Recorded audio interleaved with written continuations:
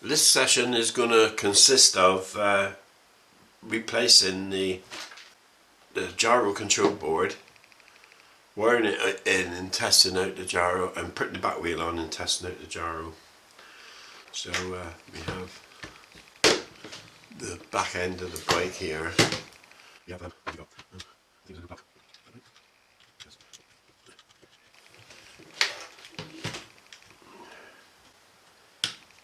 Right, that's that. Right, so we got these parts here. Doesn't quite look right, but it will hold it in place for the time being. Oh yeah, that's okay, right, yeah. Because these Allen screws are recessed into those cone shaped washers.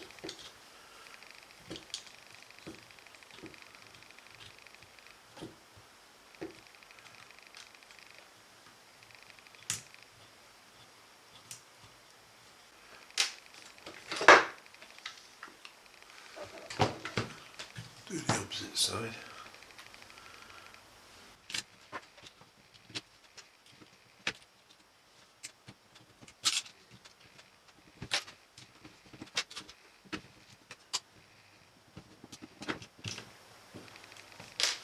Okay, so that's that tray in.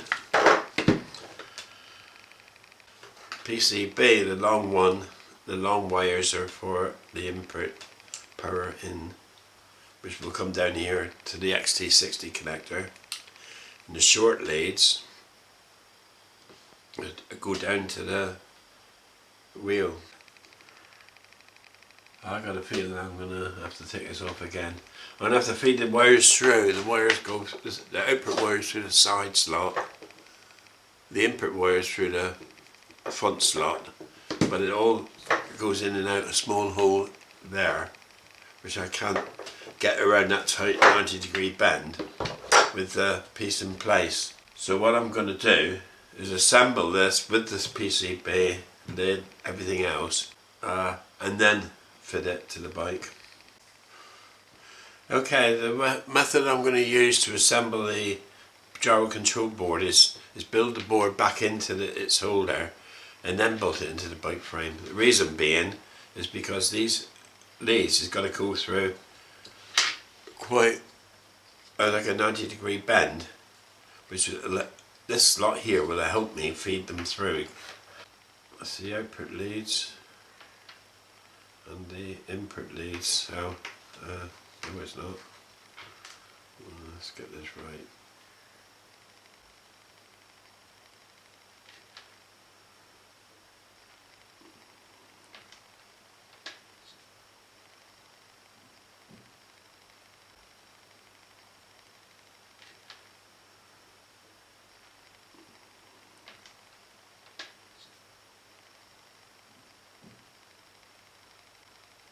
Right, that's the output leads going straight forward, and the long leads are the input leads coming in. So the long leads need to go through this slot here. The short leads need to go through the front slot here.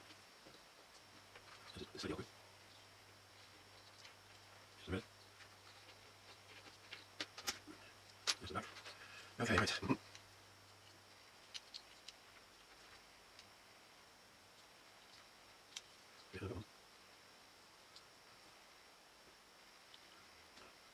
Just our front leads, so short leads into that hole.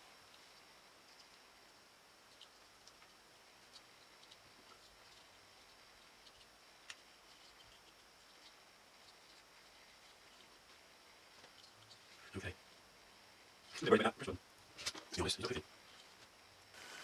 Okay, I tested it and the switch is operating okay, so we can push ahead, push it back in again, relocate this,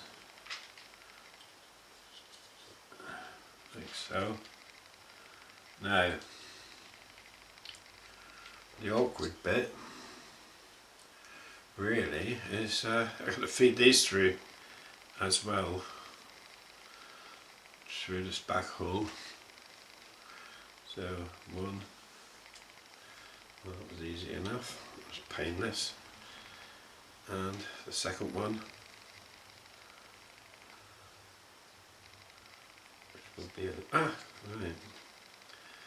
Okay, so now it's all in. I can distinguish the two wires by the two long ones and the two short ones. So with a bit of luck we can start reassembling. Right. So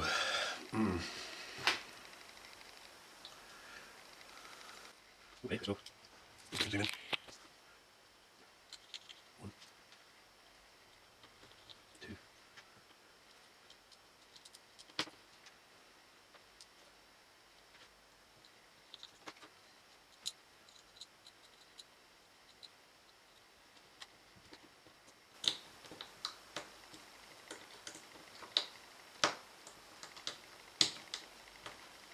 Okay, that's the PCB in. Okay, now we can fit this in. I think this was.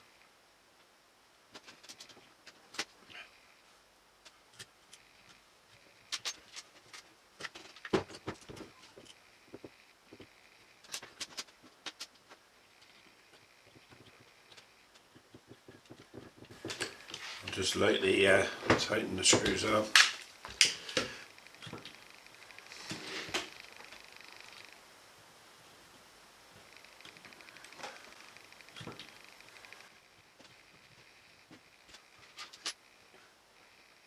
I'm not actually sure which is that.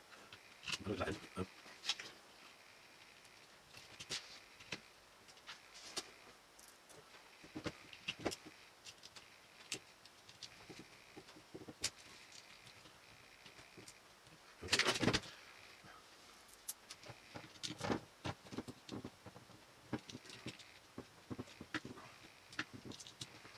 Okay.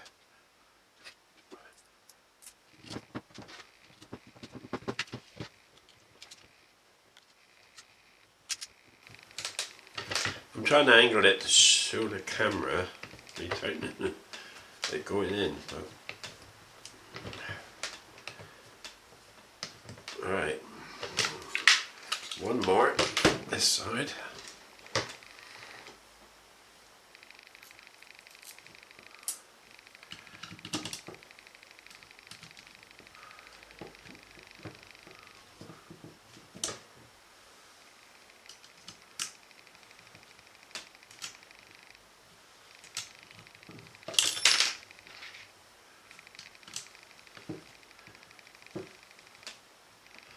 Okay,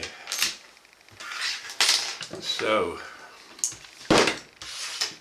at this stage, two long wires go through the receiver box, which would be sat here. Which will be those two.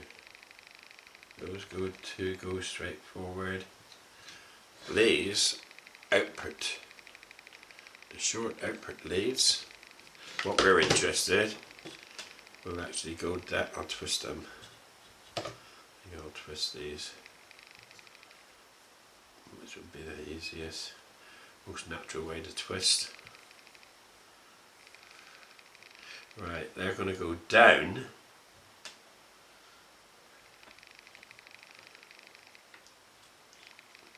here. Actually, it needs to be fed through the slot, the bottom mount for the shock absorber. You go underneath the pivot and out the, I don't know if you can see that, out the holes behind. That's not going to be very easy because you've got two separate holes there, one for each side. So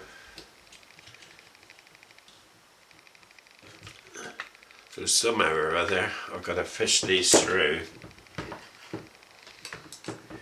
one at a time.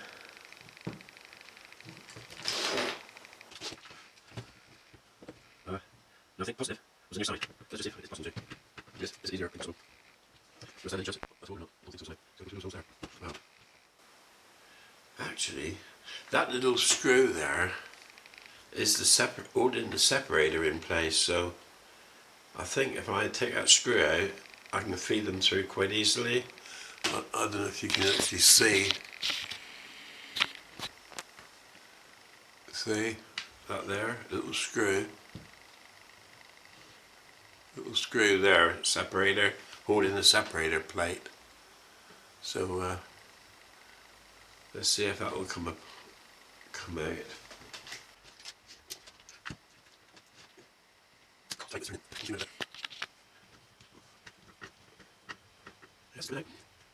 That's true.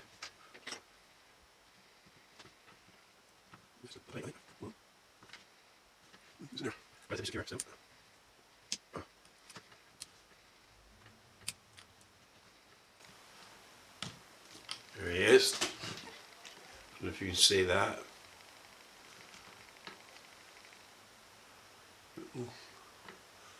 Piece that's blocking. If you can focus on that, I don't know. Leaving a bigger hole to feed my wires through. Right.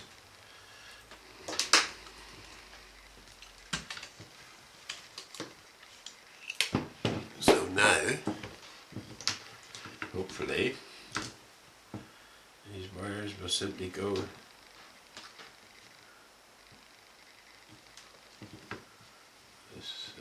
twist them fairly intact here. And we'll feed them through.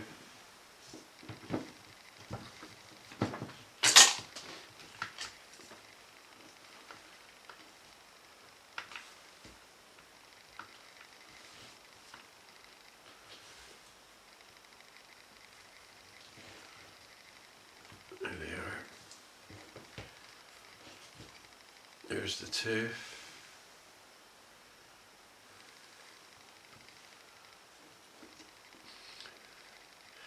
I think the best situation here is it's time to solder the copper strips on now. These are the two copper strips, or actually brass strips, which I'm going to have to solder on, and they then lock in place. Oh yeah, where that little separator is.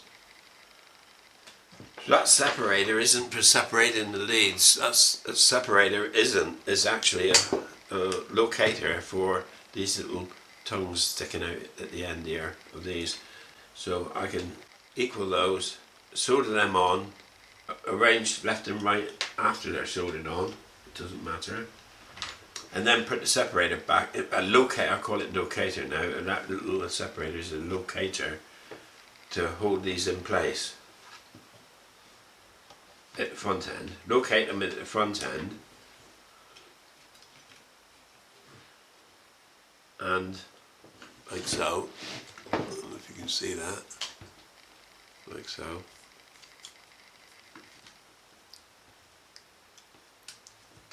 Like that. And on the front, rear end is that they're actually held in place by the axle nuts.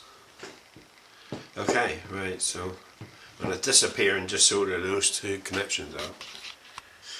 Okay, we're back, and I've soldered on these metal strips. I'm going to arrange to have positive one on the near side,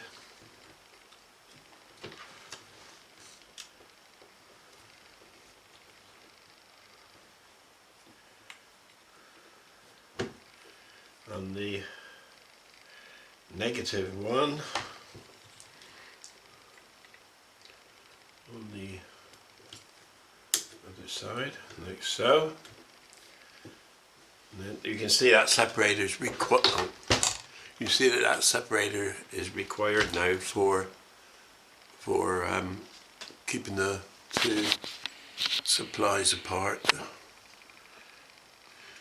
Okay, this is fiddly, and I can't zoom out further. So all I'm going to do is place these in there and screw the separator back.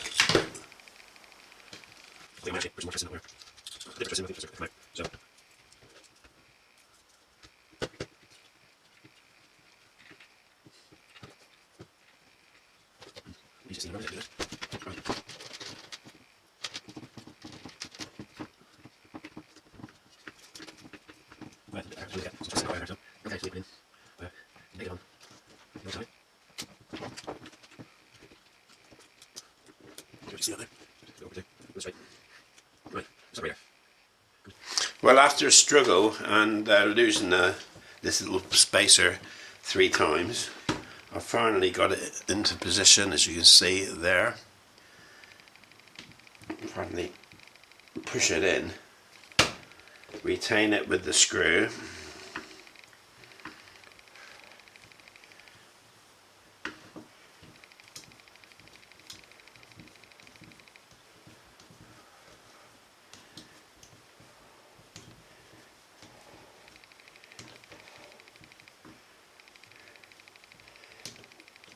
Okay, there you go. Can you see that?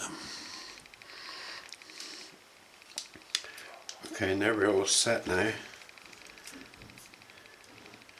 to fit the wheel, I think. Although, I think I'll put the suspension strut in first.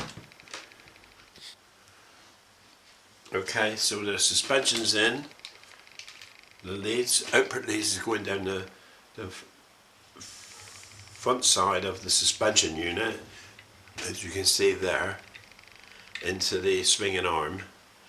The suspension unit now I've screwed in to the bottom and the top, so that's fully operational. But these wires now I've got to sort out, and the battery box fits in here.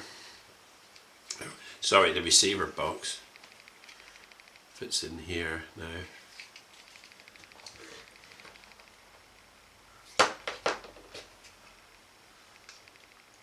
Right, according to me, the slots, there's no slots at the back. Oh right, of course, so that, all that does is go straight down to the power input, which is basically down, it's got to get down here. Whatever way is quickest. I'm inclined to twist these wires again. Right, we go. I think I'm going to start this unit here. Right, lovely. Right. I think I need to go through there, and then through this one. Yeah. Through there.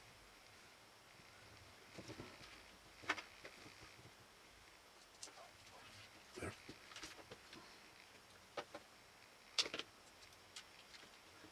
Three times through. Here. Maybe. Right, I think that needs to go. Right. I think this needs to go down through.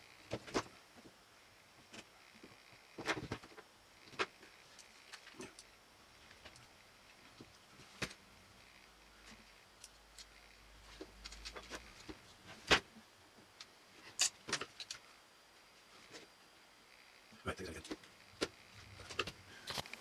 Okay, I've routed it from the input to the gyro board, past the suspension leg, down over the motor, and for the moment I've got it coming out this side, but I can take it out this side if necessary. So I think now I can push ahead and fit the receiver box. But I think really I should test I think I should put the back wheel on and test the gyro, make sure everything's running. Right, this is the back wheel. I'll put it on a ohms meter, and the axle is insulated from side to side. So that is how it's powered. It's clamped in position, the wheel rotates. Now on the drive side, well on both sides you've got this little sort of kind of a top hat spacer. Goes in, it reaches in to touch the bearing, and it gives clearance, running clearance. and one each side. They're both identical in thickness. Now on the drive side, that is it. On the near side there is a washer which I can't see right away, but the washer was pretty mango, and I thought, well, it's obviously put there for chain alignment, sprocket alignment, so a washer on that side. So the problem is, how does the electricity get carried from the brass fingers on the swinging arm to the axle, because it doesn't appear to be a definite contact there. We've got these spacers, we got pins to stop the axle rotating, which will go like so, like so. These nylon blocks that locate onto the pins. Now that slides into the swinging arm. The fingers touch, but go in there between the spacer and this nylon block. It doesn't seem to be a good contact. I know it's not high current load. I don't know, it just doesn't seem quite right. And the nut on the outside doesn't do anything at all, really, as far as electrical continuity is concerned. So that's a strange one. So we'll regard this, push on, assemble the wheel and see if it works. Now what I did do, I powered it up gently. I was gradually increasing the voltage because I had no reading there whatsoever. It was very high reading, and a motor would have been quite a low reading had it just been connected to a motor, a gyro motor inside, which was spinning a large weight. But not the case. So and a couple of beeps. So it seems as though there's electronics in the wheel as well as just the motor. And I don't really want to open up the wheel because I'm afraid of destroying it. So I think it was about £60 for a replacement.